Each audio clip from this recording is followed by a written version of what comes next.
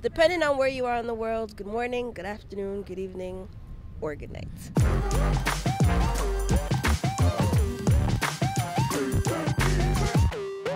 Most importantly, if you are where we are, because that's where the world fun is centered. Really? Dubai or just around us? I think around us, you know? Anyways, so we're coming to you from the beach in Dubai. Why? Because we are extra like that. And we can't just have a fun day at the beach. We got to bring a full-on camera setup with us. Oh, for sure. So we're going to be doing a Q&A. I've been getting a lot of questions about Dubai life, how to get to Dubai, what it's like here, etc., etc. So I decided let's just do a full-on Q&A, answering all the questions at once. If you're a long-time subscriber, we did a few Q&A videos in the past, but people didn't like our answers and threatened to call the cops on me. We were too real. So we were too real for people. We're going to be real in this one, but I also, before we even start, I want you to keep in mind that there are laws here in the UAE where we cannot speak badly of the UAE. So we will be honest, but we will also be respectful. Like a sweaty mess right now. Well, do I? You said right now. I mean, do I? Usually, yeah. Okay, first question. What is the best part of being in Dubai? The weather. Yeah. That's my answer. Okay. Keep in mind, we're from Toronto, so it is cold 10 out of the 12 years, 10 out of the 12 months a year. Exaggeration? I'd say a little bit. But no, it's really cold in Toronto, man. And then when it's not, it's just really hot. Okay. Question one done. Okay. For me, it would be the fast growth. If you're from a major city like Toronto, New York, Montreal, even Vancouver, whatever, they're very oversaturated markets. So moving up in your job, for example, applying for jobs, you're one of thousands of people, especially as recent grads. When we came out here, it was very hard finding a job. Here, it's a new market, it's a growing market, so there's a lot of opportunity for recent grads like us. Within our industry specifically, I'm in digital marketing, so that's usually a very hard industry to get into. Here, I'm already head of my department, so it's actually really fast and incredible growth. Also, construction, when proposals are put in, everything happens really quickly out here. There's not a lot of boards to go through. What up? People are staring. We're extra. We're on the beach right now with my Yeah, they're just jealous though. Why did we move to Dubai? So I was interning back in Toronto, and they hired me on full-time, and within probably 6 months of being a full-time employee, they opened up a new office out here in Dubai and said, hey, you want to be head of the marketing department out here? And I was like, chia! And Coulter was here. You remember, I was vlogging about it. He was here with me for the first week that we got here. Trying to find a job. And within that week, he actually found it. So, like I said, fast growth, really a lot of opportunity. You know. Or just be white, you know? That usually helps too. You know, well, yeah, it does. I'm very white also. I think I might be brighter than the sand out here.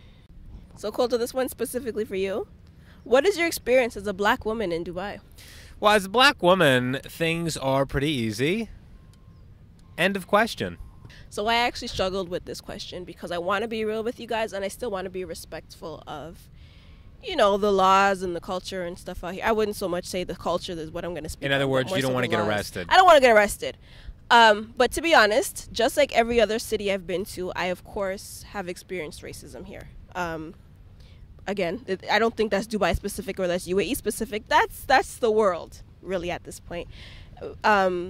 And you'll find, as a black woman traveling anywhere, that there'll be stereotypes, there'll be misconceptions surrounding who you are as a person. And once you open your mouth and give them the opportunity to learn more about you, you'll dispel those misconceptions.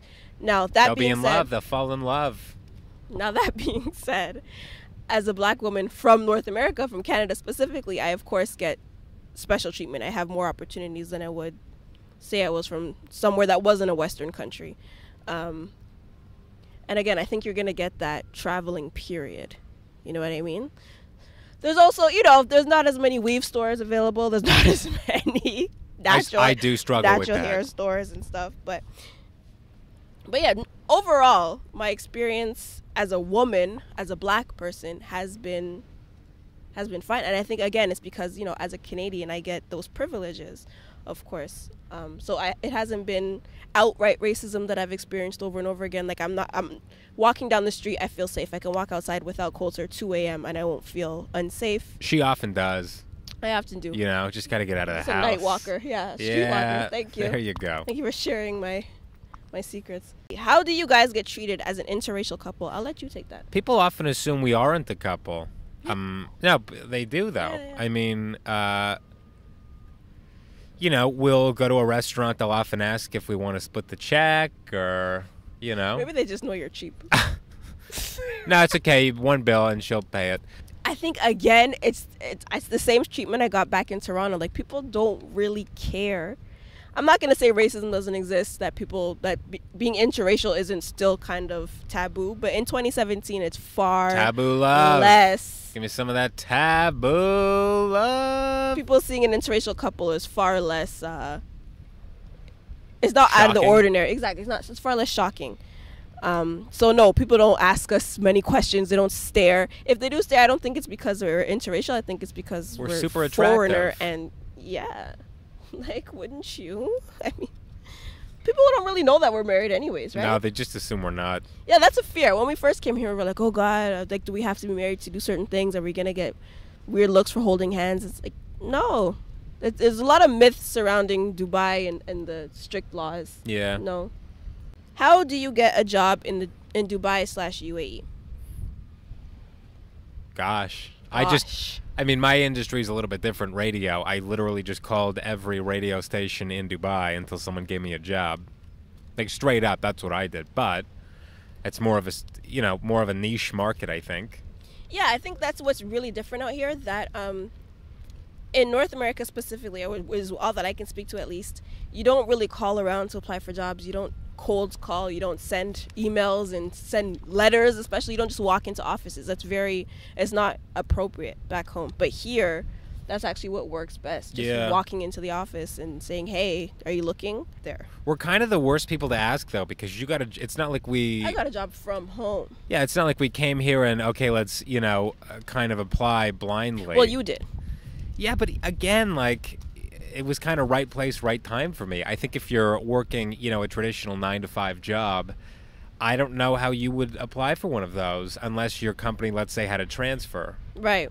And there are a lot of agencies that are looking for specific roles. Like one of my friends, Patricia, she actually got a job here as a teacher with an American school because they were looking for American-specific teachers. So there were agencies in, I don't know if it was Atlanta or New York or wherever she was at the time. And if you wanted, there's huge opportunities for English teachers as well. So there are a lot. If you get your English teaching certificate, huge opportunities. Just look online for those specific agencies. So my phone's acting crazy, but I'm going to try to remember as many questions as I can.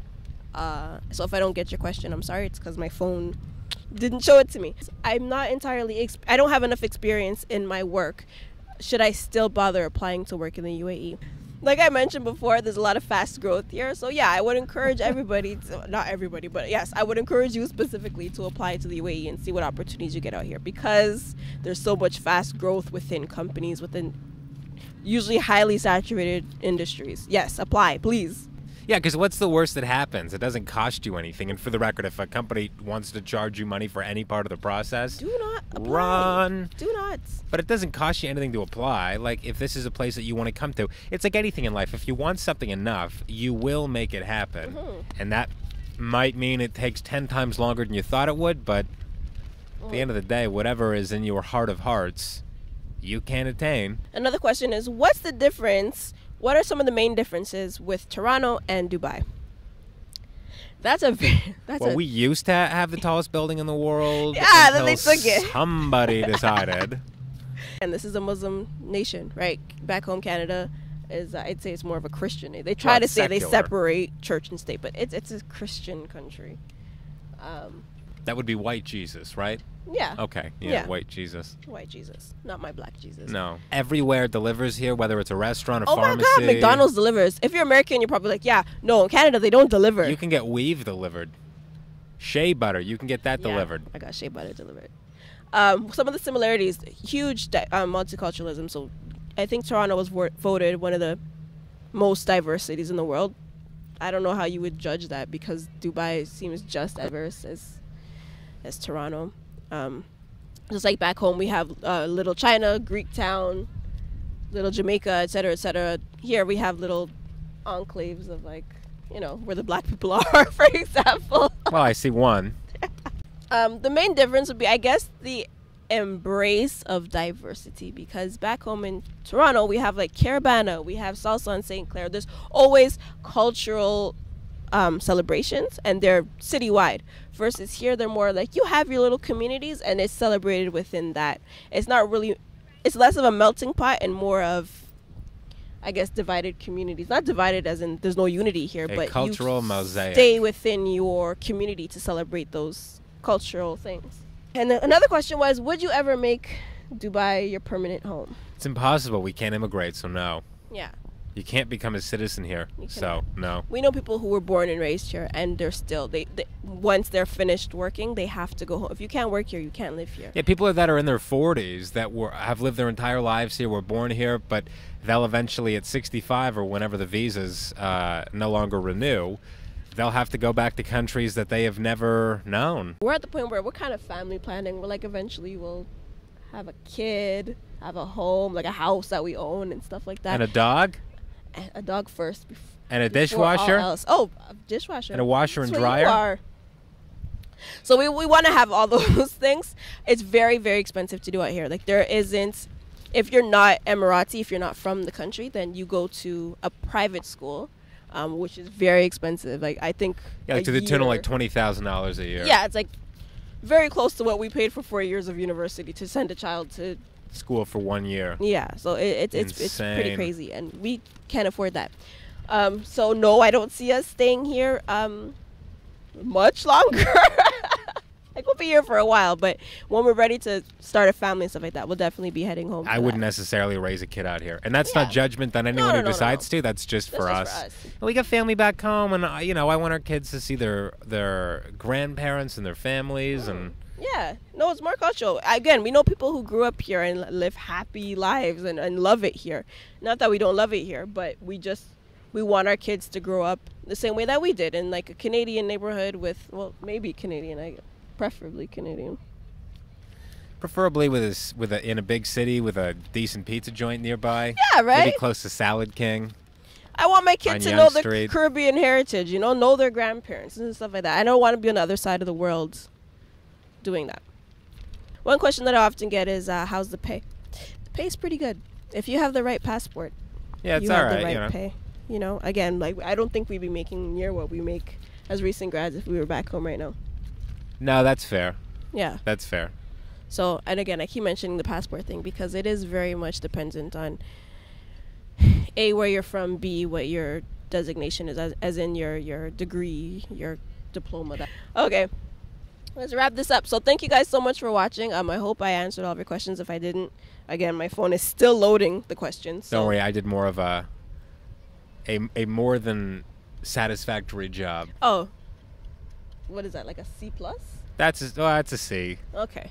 Yeah. So thanks for watching. If you have any more questions, not necessarily Dubai specific, but if you have questions for a future Q&A, let us know in the comments. If you want to know where we got this umbrella from, we're not going to tell you right now. You'll have to watch. There's literally a past vlog. You'll have to watch the next. Umbrella. You'll have to watch the next vlog. No, like okay. 4 or 5 vlogs ago. Stop. Thanks for watching, guys, and we'll see you in the next video. It's time to kick it old school.